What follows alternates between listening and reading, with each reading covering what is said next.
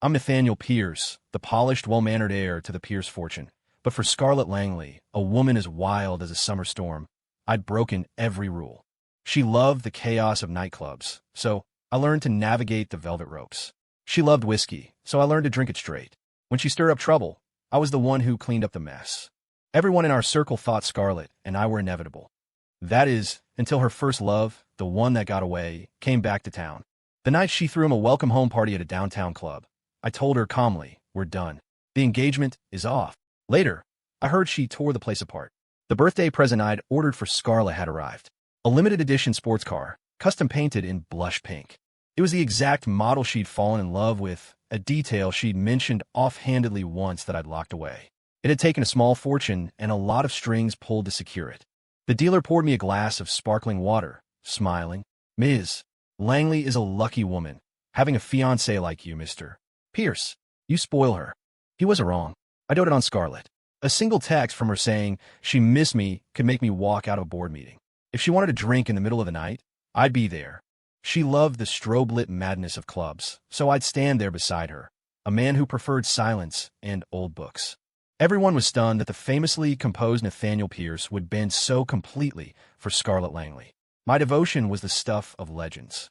So, naturally, everyone assumed we were endgame. The dealer kept up the flattery. "Big things on the horizon for you and Ms. Langley, I take it." With a wave of my pen, I signed the purchase agreement. Maybe. After signing, I left. Scarlett's birthday was tomorrow. I told the dealer to have the car delivered to the entrance of the restaurant where I'd made reservations. I wanted to surprise her. A second later, my phone buzzed with an iMessage notification. It was from Scarlett's number, a photo taken in a dark, crowded bar. In it, she was leaning back against the sofa, eyes closed, the tiny beauty mark just under her left eye perfectly visible. A guy, around her age, was pressing a kiss to her flushed cheek. It was obvious Scarlett hadn't been the one to send it. As if to confirm my suspicion, another message came through. A voice note. A man's voice, smooth and arrogant. Scarlett told me I'm the only one she's ever really wanted. Said she wants to marry me. My hand clenched around my phone. I knew about Scarlett's one that got away, a guy named Connor Hayes. They'd grown up together, the classic childhood sweethearts, before he'd moved abroad years ago. Now, the moment he was back in the country, she was with him, kissing him. He even knew her damn passcode. I forced myself to breathe, to push down the inferno raging in my chest. I called the dealership. "Don't deliver the car tomorrow." "Mr. Pierce, is everything all right?" "Scarlett and I are over. It's finished." One glance at that photo was all it took. I knew exactly which club she was at. I knew her too well. There was only one place she'd go. I'd been there with her 1,000 times. I once spent an entire night there getting her clients blackout drunk to close a deal for her, drinking until I was throwing up, until my stomach lining felt like it was on fire. When I arrived, Scarlett was sitting on a sofa across the room. It was too dark to see her expression clearly. All I saw was Connor, standing in front of her, holding 2 glasses. The crowd around them was cheering, egging them on to link arms and drink. One of her friends had the decency to object. "Scarlett, maybe you shouldn't. You have a boyfriend, remember?" I walked toward them, step by step. No one noticed me at first. Only Connor, standing there, saw me approaching. A smug, triumphant look crossed his face, as if to say, "I'm the winner here." As I got closer, the chatter died down. My presence sucked the air out of the room. A few seconds of silence passed before someone finally managed, "Nate." I ignored them, my eyes locked on Scarlett. She kept her head turned away, her hands twisting the hem of her dress. She was too nervous to even look at me.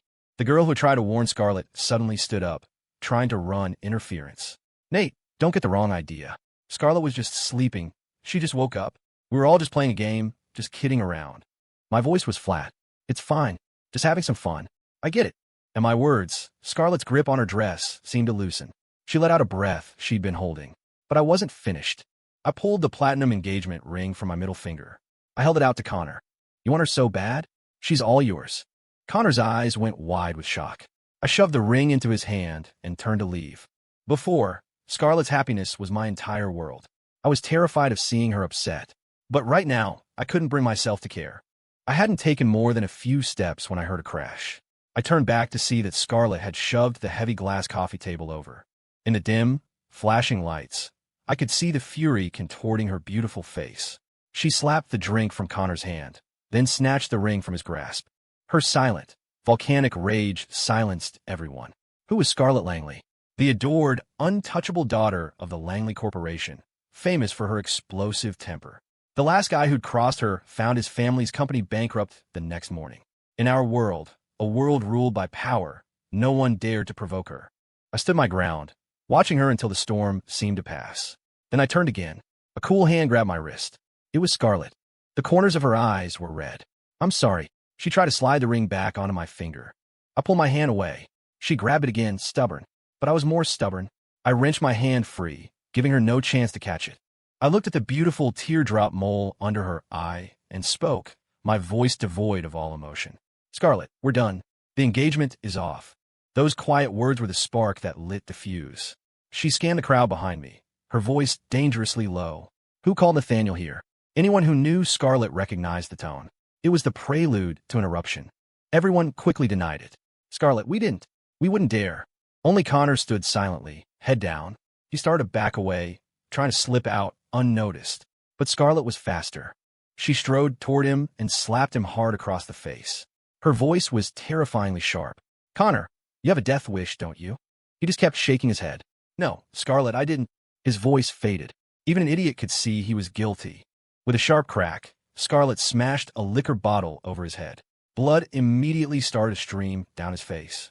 "I'll kill you." The commotion was drawing attention. I saw phones coming out, people secretly recording. Her friends were frozen, paralyzed by the sheer force of her temper.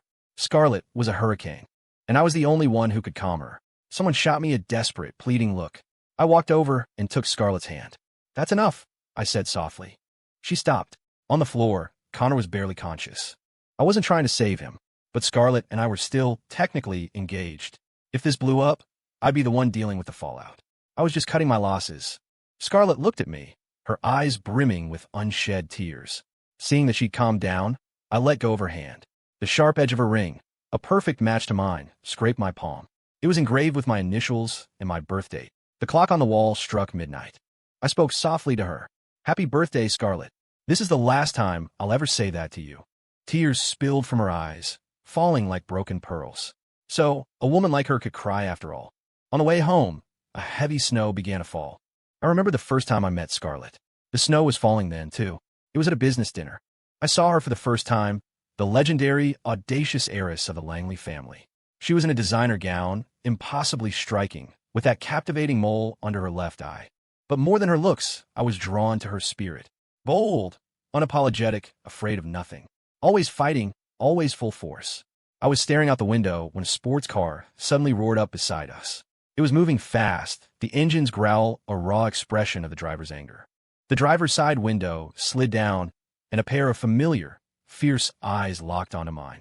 She didn't seem to feel the cold as snowflakes melted on her face and the wind whipped through her long hair.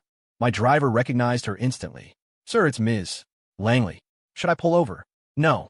But Scarlett was relentless. We kept driving, she kept pace. Her car was faster, though, and soon she shot past us, executing a sharp drift to block our path. Before my driver could react, there was a sickening crunch as we collided. I jolted forward. Thankfully, we weren't going fast. Otherwise, the headlines tomorrow would have been about a 3-person fatality. Scarlett really was insane. The snow was coming down harder now. She got out, wearing only a thin black coat, and stalked to my window, banging on the glass. "Nate!" I lowered the window, and a blast of frigid air rushed in. Her nose was red from the cold, her hair dusted with white flakes. "Scarlett, leave me alone. I'm not in the mood." It was the first time I'd ever spoken to her with such finality. My words seemed to wound her deeply. Her eyes instantly welled up again. She opened her mouth, but nothing came out. "Go home," I said, and raised the window. I told the driver to back up and go around her. Her dark figure stood there, motionless in the blizzard. When I got home, I saw a notification, an iMessage from Scarlett. Before I could read it, it was deleted. I don't know what she said, and I didn't want to know. I opened Twitter. My mentions had exploded. I tapped on the notification and saw endless posts from fans tagging me. "And Nathaniel Pierce, it's 3 a.m. How come you didn't post a happy birthday message for Scarlett at midnight?" "Yeah, I was waiting to see what insane gift you got her this year. Last year, Nate commissioned that entire public art installation of illuminated winter jasmine for her. It was beyond beautiful. I wonder what he planned for this year. Last year's gift had been spectacular. I'd arranged it months in advance. A massive installation of light sculptures shaped like winter jasmine that filled the city's Central Park. Each sculpture had a small plaque engraved with, "Nathaniel loves Scarlett."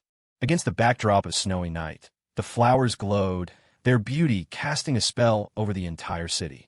I remember Scarlett was ecstatic.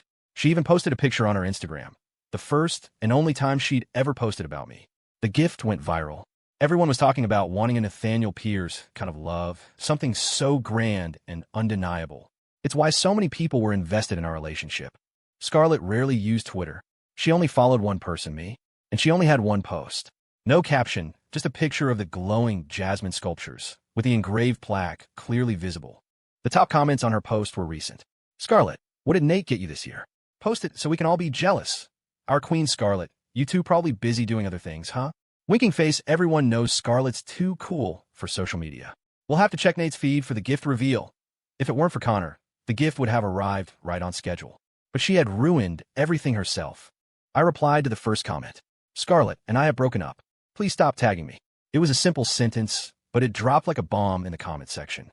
All hell broke loose. My notifications blew up again, everyone demanding to know why. I had no desire to explain. I logged out of Twitter and went to bed. Right before I closed my eyes, I thought of Alara. It had been a long time since she'd visited me in my dreams. The next morning, my father called. Unsurprisingly, he was roaring with rage. "Get back to the estate. Now." The second I walked into the family home in Greenwich, I saw Scarlett standing ramrod straight in front of her father. As soon as I entered, my own father ordered me to stand beside her. Scarlett glanced at me, her eyes still red and swollen. She quickly looked down, and I couldn't guess what she was thinking. Her father, Mr. Langley, rushed to explain. "Nate, don't blame Scarlett. She has nothing to do with that Connor boy. His family used to be our neighbors, that's all. We haven't had contact in years." But my father cut him off. "You don't have to make excuses. This is Nathaniel's fault. He's the one who called off the engagement on his own. I'll deal with him right now." With that, my father grabbed a thin, hard cane from the mantelpiece and raised it to strike me. I was used to this kind of discipline. I had anticipated it. I closed my eyes, bracing for the sting. But after a few seconds, I felt nothing. Only the sensation of someone throwing their arms around me, shielding me from the blow.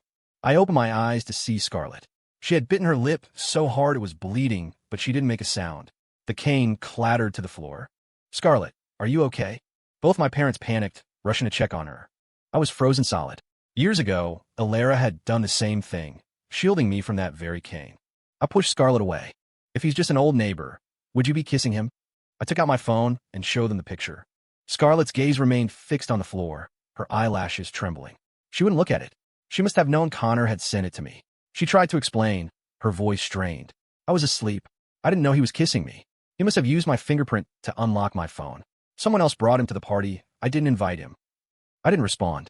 I just placed the phone on the coffee table for everyone to see what their darling Scarlett had done. Mr. Langley valued his reputation above all else. As much as he adored his daughter, he couldn't contain his fury. "Have you no self-respect?" he bellowed.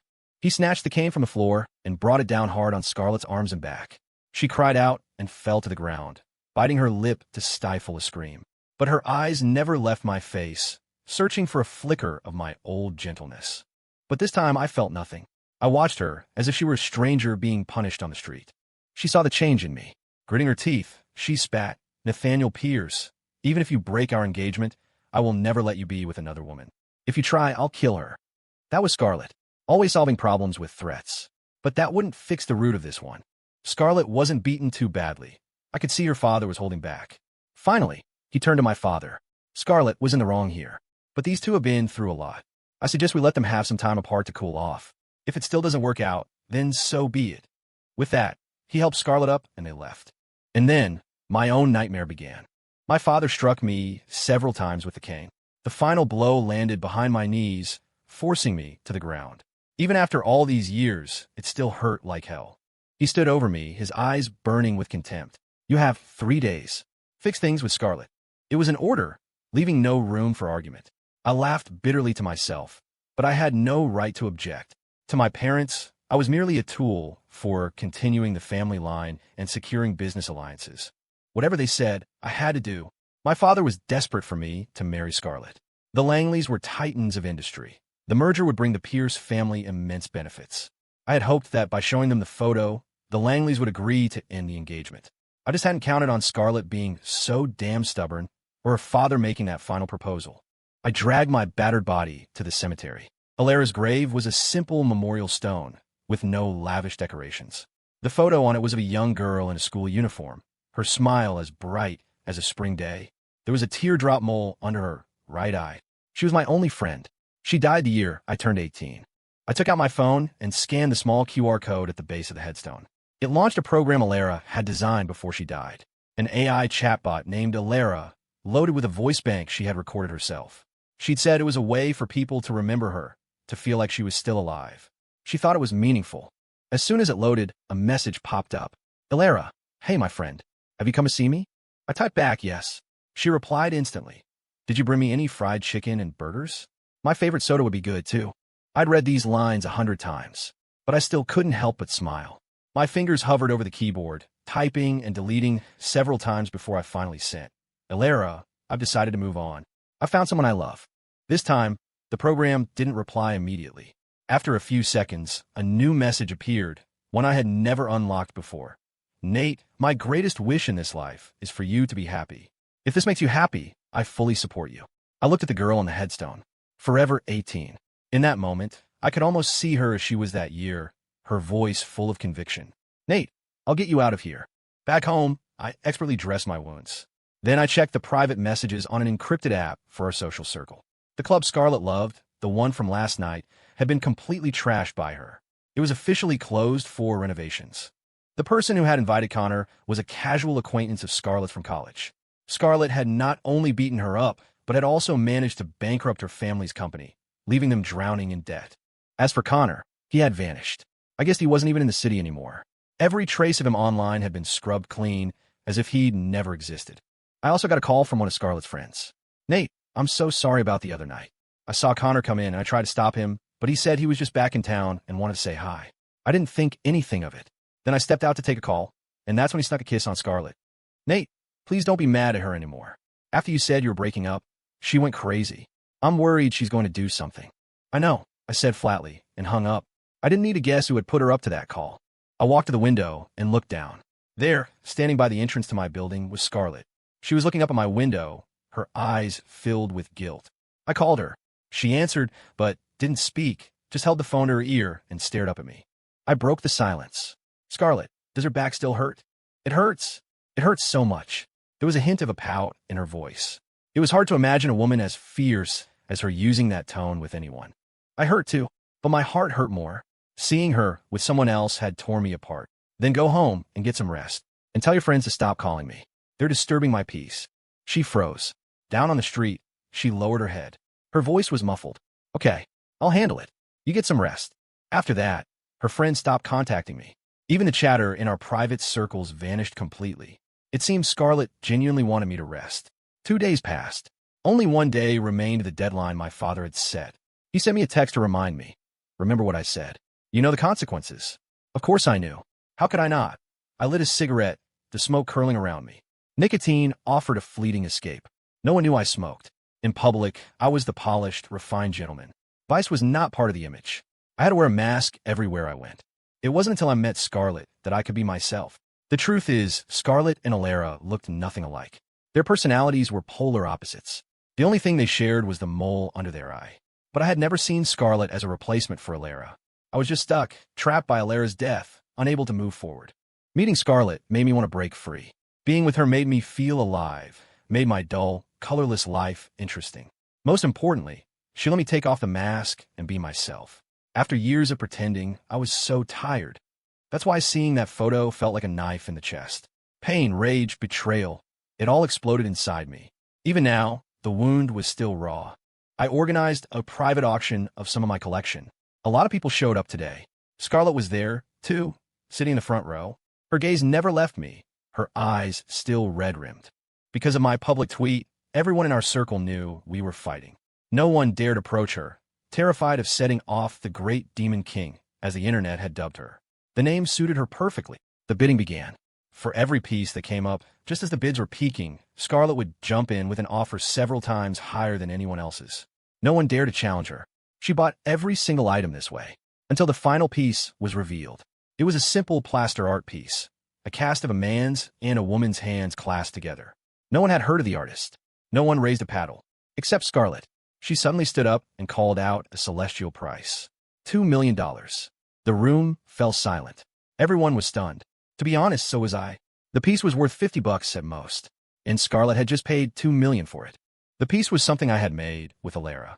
We were on the street one day, and an old man was selling kits. He thought we were a couple and charmed us into trying it. Alara really wanted to, so I did it with her. We even etched her name into the base.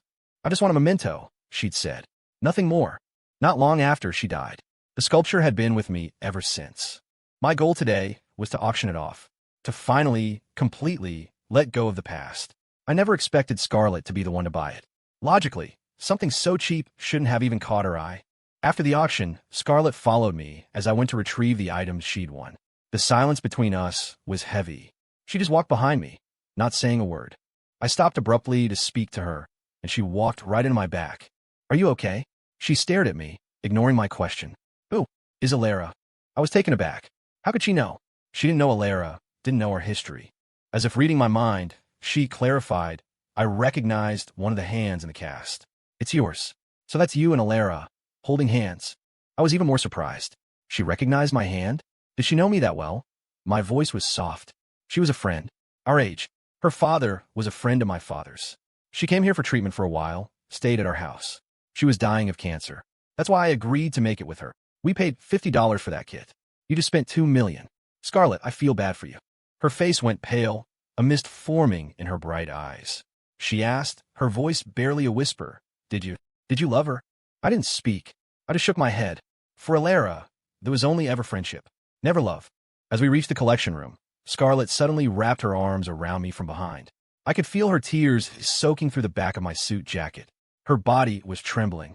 Nathaniel, what else do I have to do for you to forgive me? I froze. The image of the photo from that night flashed in my mind. The jealousy was a physical thing, a burning madness. I wanted to kill Connor. I fought to control my emotions, speaking slowly. Scarlett, take the sculpture and put it on display in the master bedroom of our new house. The woman hugging me stopped crying. Her whole body went rigid. I knew she hated the idea, but the photo had cut me deep. This was my way of getting even. After this, I could forgive her. Fine, she said. I'll put it there. Scarlett let go of me. She wouldn't come into the room with me. She had her assistant collect her things and said she wasn't feeling well, then left. I knew it wasn't her body that was unwell. It was her heart. By the time I finished with the auction, it was late. As I got into the car, my driver handed me a thermos. Ms. Langley dropped this off you earlier. She said you need to eat, no matter how busy you are. It's a beef stew she made herself. I was genuinely shocked. In my mind, Scarlett was the kind of woman who had never touched a kitchen utensil in her life. The fact that she had cooked for me. I held the thermos and eagerly opened it, taking a sip. As expected, it was too salty, but I drank every last drop.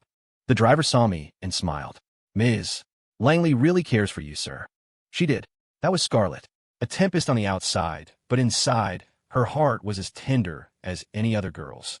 I looked out at the city lights. Did you see that, Alara? I'm finally letting go. Halfway home, my father called and summoned me back to the estate. The punishment was inevitable. The 3 days were up, and I hadn't reconciled with Scarlett. The moment I stepped through the door, a teacup flew past my head. I dodged just in time. You have no respect for me at all anymore, do you? Not only did you not make up with Scarlett, you dared to auction off something of Alara's. My father's face was livid, his hand gripping that long, thin cane. His eyes were burning holes in me, like he wanted to devour me whole. In the past, I would have just stood there and taken it. But this time something snapped. I was done being tolerant. All my patience had ever earned me was more abuse. I met his gaze, my voice cold. I'm a person. I have my own thoughts, my own freedom. You don't need to worry about my affairs. The words hung in the air, and the room went dead silent. My father's knuckles were white, his grip threatening to snap the cane in two. So the little bird has grown wings and wants to fly, he sneered. I gave you the best of everything. The best schools, the best clothes, the best food. I raised you to be exceptional, and this is how you repay me. It seems I've been too lenient with you lately. Butler, take the young master downstairs to cool off. When he said that, real panic set in. I thought I was too old for this, that he wouldn't dare. I instinctively tried to run, but the butler and a few security guards grabbed me and dragged me towards the cellar. I had spent a lot of time there as a child. Any mistake on my homework, and I was locked in. A test score below 98, locked in, plus a beating. From a young age, my father had enrolled me in every class imaginable, whether I liked it or not. He wanted to mold me into a prodigy, cramming every bit of knowledge into my head. He never understood he was just breaking me. I would not obey him anymore. I would not live behind this mask. As I was thinking this, the butler shut off the lights. "Good luck, sir." In an instant, the suffocating darkness swallowed me whole. The world started to spin, and I collapsed, my body no longer under my control. This was their method of punishment, their way of ensuring my obedience, of shaping me into the perfect, polished heir. They would not open the door for me. I remember when I was 18, I couldn't solve a math problem and was locked in here. I fought back, but it was useless. It was Alara who saved me. It was her first time staying at our house, and she heard me struggling. She opened the door, a silhouette against the light, and held out her hand. "Do you want to come with me?" I nodded without a second's hesitation. In that moment, she was my savior. I finally believed someone could rescue me. She hated her treatments. I hated school and my family. So we started plotting our escape, pretending to study together every day while we secretly planned. Once, my father almost caught us. I managed to deflect his suspicion with a lie, but it earned me a beating. That time, Alara wrapped her arms around me tightly, taking the first and harshest blow from the cane herself. My father was terrified. He rushed her to the hospital, and that gave us our chance. Under the guise of bringing Alara her meals, I snuck her out, and we ran away to a small town in Vermont. There were apple blossoms there, deep woods, and clear streams. Everything was happy. We spent our days exploring the town, buying art from an old man on the street, and eating homemade apple cider donuts from a woman's farm stand. In those days, Alara was truly my best friend. I thought we would be friends forever. But our time ran out. On the 5th day in that town, her cancer took her. My father was furious. He beat me senseless, telling me this was the consequence of disobeying my parents. He said I had killed Alara. If I had just stayed in the cellar like a good son, she would still be alive. That time, I didn't fight back. No matter how much it hurt, I didn't make a sound. After that, I never defied my father again. I became the perfect son he wanted, living my life like a puppet on a string. Until I met Scarlett. It was only then that I remembered what it felt like to be alive. I struggled, fighting against the encroaching darkness, and with all my strength, I managed to call Scarlett. She answered immediately. "Scarlett, can you get me out of here?" There was a second of silence on the other end. Then I heard the sound of the wind rushing past, her breathing ragged and desperate. She kept asking me where I was over and over. I tried to answer, but my strength was failing. Soon, I couldn't speak at all, until I heard a loud crack as Scarlett kicked the door in. I saw her standing there, just like Alara all those years ago, a figure of light against the darkness. I smiled. My savior had come. She helped me up and started leading me out. Her voice was trembling, but she tried to stay calm. "I'm taking you to the hospital." But I stopped her. "Wait." I walked, step by step, back into the living room, until I was standing in front of my father. Under his sharp glare and the stunned eyes of everyone else, I snatched the cane from his hand. With a loud snap, I broke it over my knee. It wasn't enough. I threw the pieces to the floor and stomped on them until they were splinters. I scanned the faces around me and roared, "To hell with being the heir. I don't want it. Anyone else can have it." Then I pulled out a cigarette and lit it, taking a long, deep drag. All the things my father had forbidden, I would do them now. I would show them all the real me.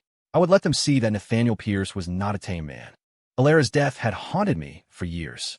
I often dreamt of her coming to take me away, dreamt of her leading me toward freedom. And then, in the dream, she would die because of me. My father's words would echo in my ears like a nightmare. "You killed Alara. You killed Alara." I could never sleep. Night after night of insomnia. I could only pray for a single, peaceful night's rest. After she died, I often thought, why wasn't I the one with cancer? If it were me, I wouldn't have had to endure so much pain and suffering. Being alive felt harder than being dead. Until Scarlett appeared and changed everything. She was a bolt of lightning, illuminating my dark world. When I woke up, I was in a hospital room. I could hear Scarlett talking to a doctor in the hallway. The doctor was saying it was psychological, that I needed rest and time to heal. Scarlett was quietly agreeing, scribbling notes on a pad. When she saw I was awake, she rushed to my side. "Are you feeling better?" I could see her eyes were swollen from crying. I reached up to gently touch her cheek. "Why were you crying?" She pushed my hand away and forced a wide smile. "Oh, I was just watching some sappy drama on my phone. It was really emotional." She always avoided eye contact when she was lying, just like now, but I didn't call her out on it. She put down her notebook and looked at me. "Nate, from now on, just be yourself. I've already spoken to your father. You don't have to be a puppet for anyone anymore. Live for yourself. Be yourself." I glanced at her notebook. It was filled with notes on how to care for me. Scarlett was trying so hard to learn how to take care of me. I asked her, "Does that mean I can break up with you?" At my words, she fell silent. Her hands twisted the hem of her shirt. Finally, as if making a difficult decision, her expression filled with pain. "You can, but I'll follow you for the rest of my life, until you agree to marry me." "Nate, you can only marry me. You know I'm a lunatic." The subtext was clear. If I didn't marry her, she would unleash hell. I couldn't help but laugh. "When did I ever say I wanted you to wait for me?" She froze. "What do you mean?" I grabbed her hand, holding it tight. "I mean, I want to marry you right now. I asked you that because I don't want you to be my girlfriend anymore. I want you to be my wife." Scarlett's voice trembled, and tears of joy streamed down her face. "Really? You can't lie to me. Liars are the worst." I smiled and ruffled her hair. "Okay, I'm not lying." This time, Scarlett threw her arms around me, and I held her just as tightly. We would be each other's shelter, each other's anchor. Scarlett and I still had so many years ahead of us.